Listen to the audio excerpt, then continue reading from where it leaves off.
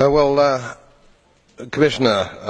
Mr. President, I rise again, I am afraid, to make the same old hoary speech that I have been making here for several years, and that is, it is my opinion that you do not really understand the concept of banking.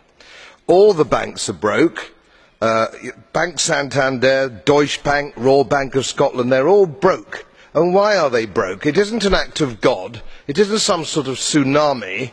They are broke because we have a system called fractional reserve banking, which means that banks can lend money that they do not actually have.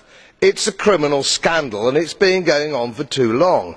To add to that problem, you have moral hazard, a very significant moral hazard from the political sphere.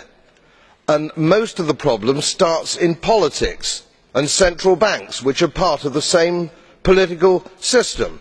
We have counterfeiting, sometimes called quantitative easing, but counterfeiting by any other name. The artificial printing of money, which if any ordinary person did, they would go to prison for a very long time. And yet governments and central banks do it all the time.